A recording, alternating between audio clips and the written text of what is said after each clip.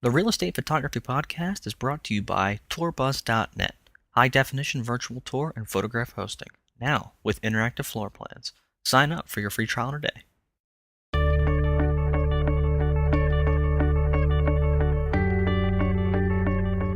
Hello and welcome to the Real Estate Photography Podcast with Mike Muriello. This is episode 122, exterior, lighting, post-production, and business tip number, I don't know.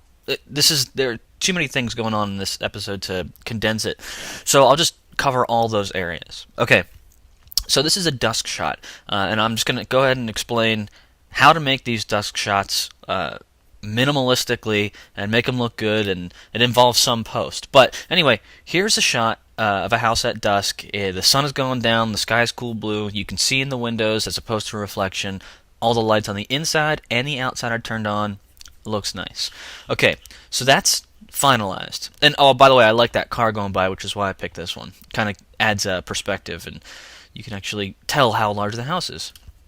This is the raw shot. So obviously you can see from the first one, nothing's done with exposure. You gotta nail that exposure in camera.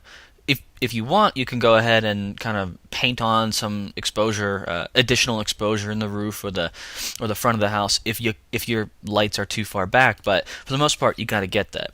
Now back here, you can see this is minimalistic setup. 3 lights, 3 strobes, radio triggered. There's one, obviously you can see right there.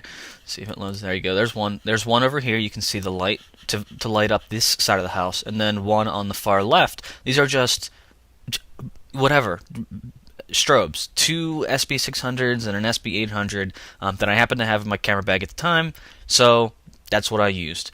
Okay, the reason why I got to use 2 on the front is because if you put 1 straight in the front, you got to hit it head on and you lose the texture. Plus, you're going to have fall off on the edges, so you need to light up the house with at least 2. I'm sure people who are very experienced with this have done it. There's 100 different ways to do it.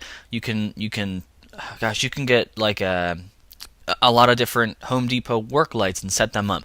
This is, once again, minimalistic setup, and you can still get results that look just like this. Anyway, the lights are set up on the sides, and you can obviously see them.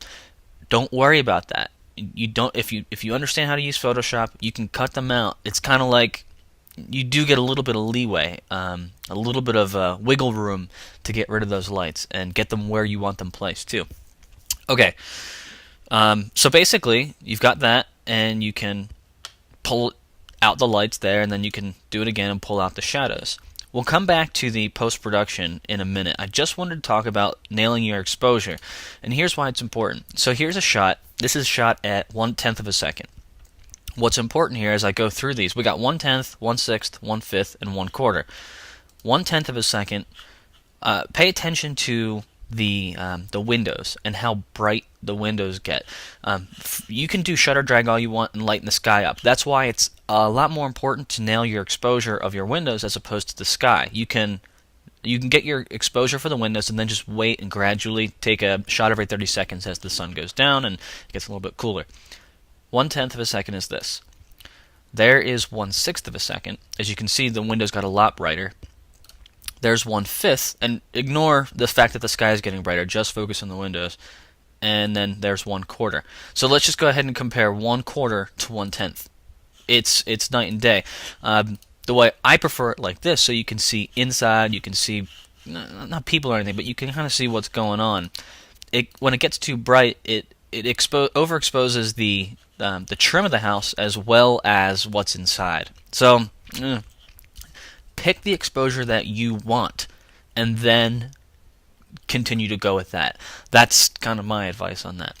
Okay, so how do you get from this with the lights and all that nice stuff into that? Well, that's actually not that difficult. What you do, and I'll go ahead and get rid of a couple of these posts and the light as opposed to all the shadows.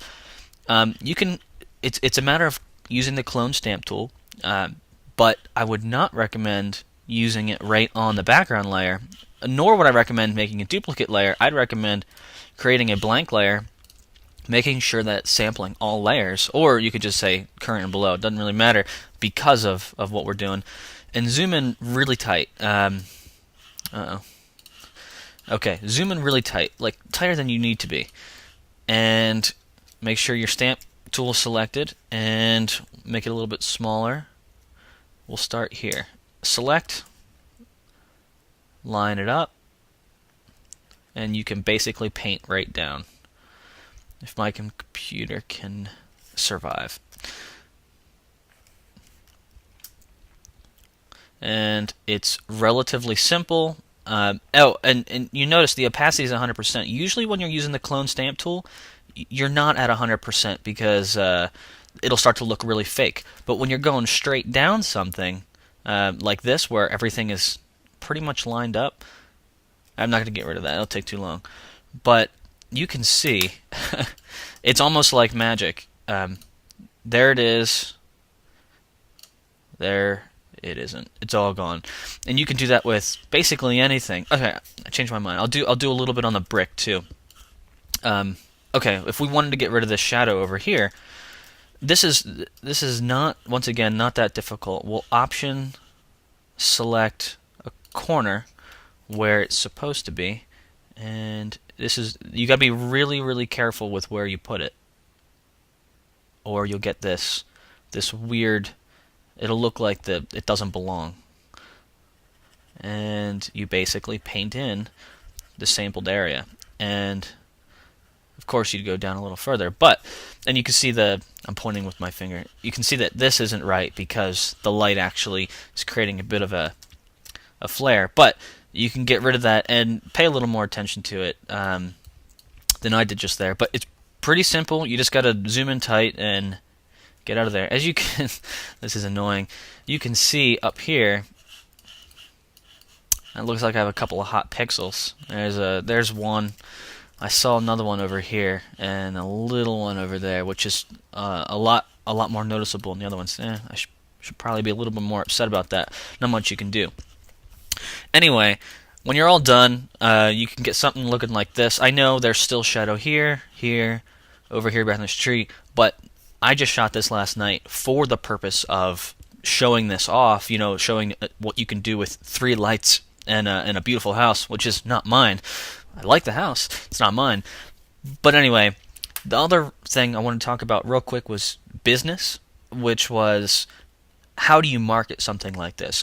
Dusk shots are those are the things you see on the cover of real estate books, or when you got the fancy house, you want to see it at night so you can actually see it. It just adds a new element, a new light, so to speak, no pun intended, to the house.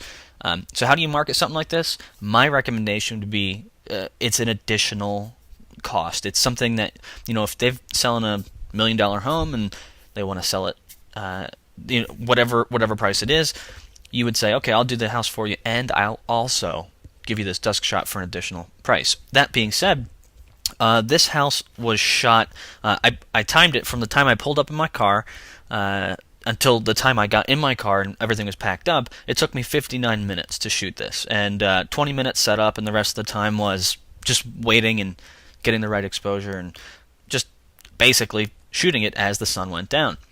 The other thing was post-production took about a half hour to get rid of all that stuff.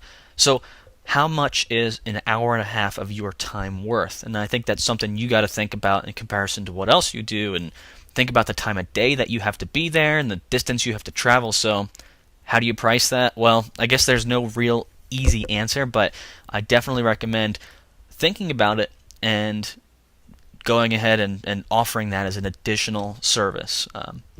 I don't think it'll work with every house, but it'll work with some. All right. Well, thanks for listening and have a good one.